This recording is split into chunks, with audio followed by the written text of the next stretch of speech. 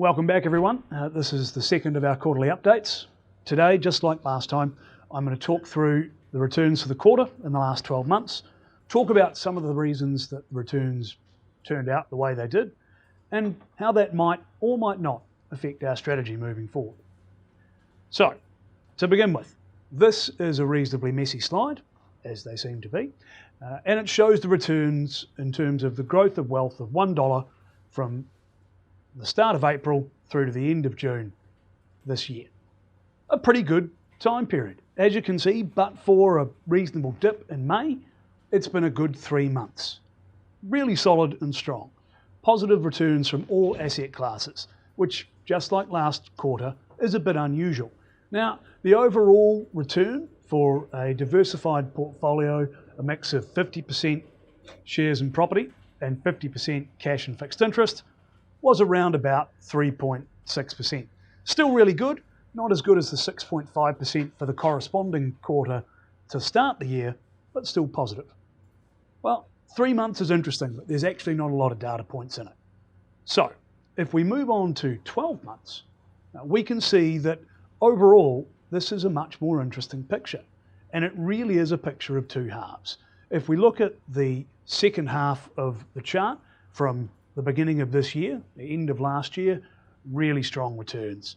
You might remember from my last briefing, the December quarter, pretty awful. The March quarter, really strong. The June quarter has really continued that theme. And when I say it's been a story of two halves, it really has been. The first 6 months of the year to 30 June 2019, pretty weak. But actually, the second 6 months overall delivered a return for that diversified mix of 50% shares and property and 50% cash and fixed interest of around about 10.4%. That's a really good return for a full year. It's an excellent return for 6 months. But of course, that's not the whole story, because we didn't start at the 6 months, we started at the 12 months. Overall, the return for that same 50-50 mix was around about 7.8%.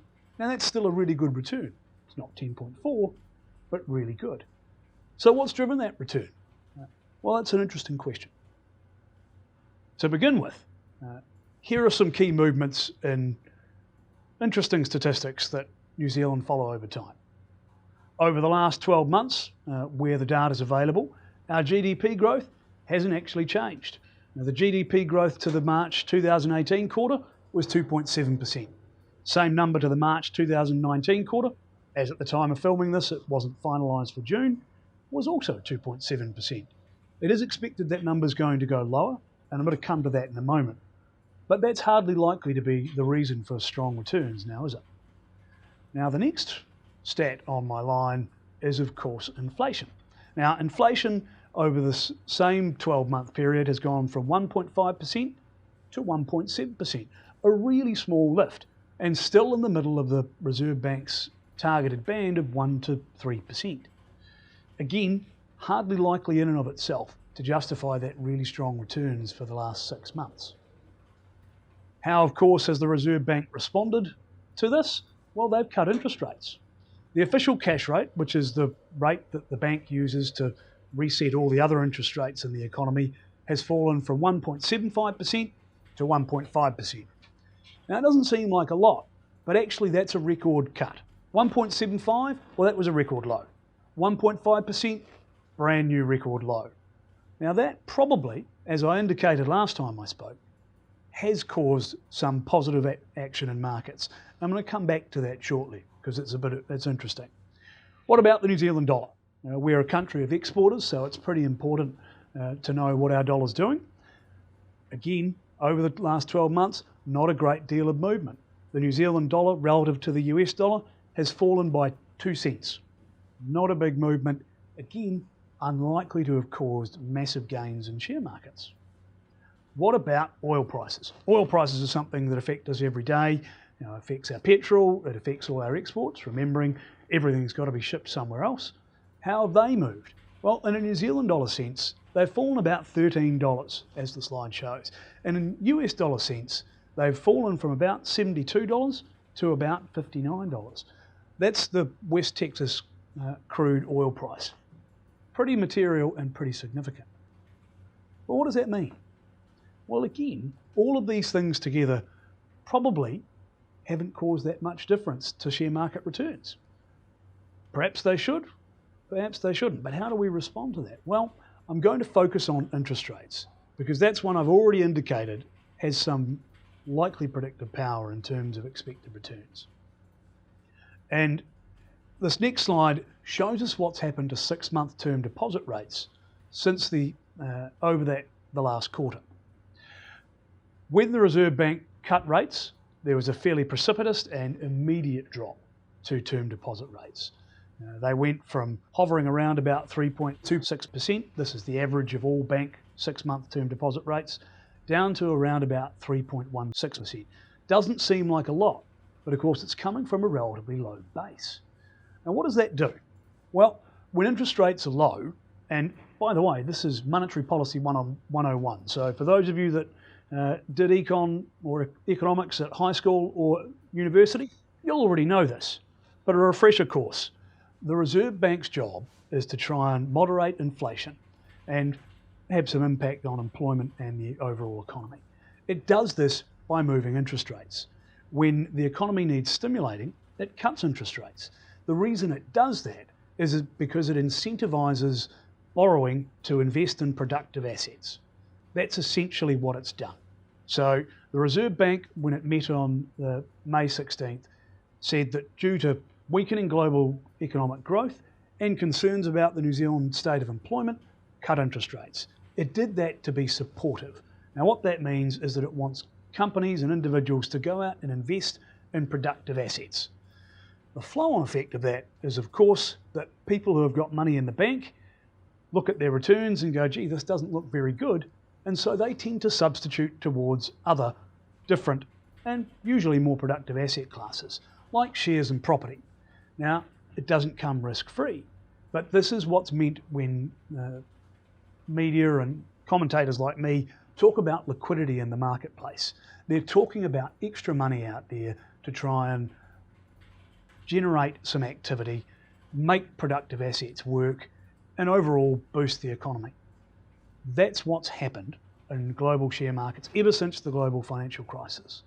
And that's what the Reserve Bank is trying to do when it cuts rates. And arguably, that's what it's achieved.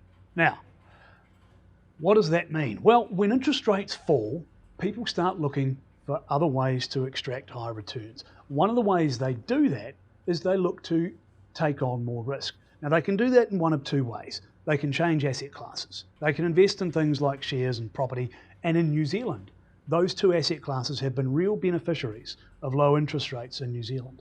But they can also look to increase credit risk. They can look to go down the credit tree. So that means they can invest in, instead of, say, a AA minus rated bank like a Westpac or an ASB or an ANZ or a BNZ, they could look to invest in, say, a Heartland Bank with a BBB rating. Now, Heartland Bank, solid, secure, good New Zealand bank. However, it is materially more risky than investing in a BNZ, an ASB, an ANZ or a Westpac. Does that mean that I think the Heartland is a bad risk and that no one should invest in it? Absolutely not. But it does mean that I think we should take care when we're thinking about taking on that extra credit risk. And it comes down to what's the extra reward for taking on that extra credit risk. Now, when interest rates come down absolutely, which they have done ever since the global financial crisis, we're talking 10 years of interest rate compression, the other thing that tends to happen is that credit margins tend to go down. And what that means is that the extra return you get for taking on risk, like going to Heartland from a Westpac, gets smaller. And the reason that is a problem is that when you have extra money looking to take on extra risk, you don't necessarily get an appropriate reward for taking on that extra risk. Now, a BBB risk has a 1 in 30 chance of default in any 5 years. Doesn't mean that it'll happen. Those are the historic averages. A AA risk has a 1 in 300 probability of default in any 1 5-year period. Now think about that for a moment. You can take on a BBB credit risk and it will amount to a tenfold increase in the amount of credit risk you're taking on. That's a big deal. Now, what sort of extra return premium should you be getting for taking on that tenfold risk? Fairly material. Are you getting it right now? Maybe not. The other thing that it's really important to consider when we are a New Zealand investor is how New Zealand shares have gone. New Zealand shares have been phenomenal. For the last 5 years, they've averaged around about 15% per annum. Now that is much higher than their long run average of just around about 10% per annum. Still good, by the way. But where does New Zealand sit in terms of its scale for the rest of the world? I'm sorry to say, statistically, we're a rounding error. The overall global market capitalisation of the shares you can invest in the world is around about 78 trillion. That's a big number. New Zealand's contribution to that 78 trillion, less than 0.2%. Now, does that mean we shouldn't invest in New Zealand? Absolutely not. New Zealand is a great place to invest, and it's why New Zealand shares are a critical part of all of our portfolios. But we need to remember to try and not be too focused in any one area, because we don't know in advance what's going to be the best performing asset class. New Zealand shares as a proportion of the overall market, they're a relatively important part, but they shouldn't be the sole part. We should stay diversified. So, what are my takeaways? Interest rates are likely to remain lower for longer. We need to respond to that in a way that is considered and thoughtful and doesn't result in us taking on additional credit risk for insufficient extra reward. And we need to stay diversified. New Zealand has been a great place to be. We think it will remain a great place to be. But we're not going to put all our eggs in one basket. That's not how we do things.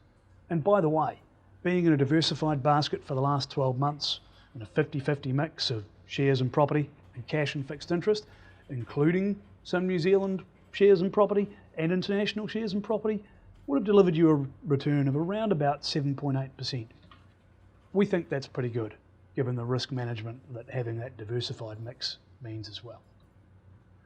That's my time this time, so look forward to speaking to you again next quarter on another topic. Thanks for listening.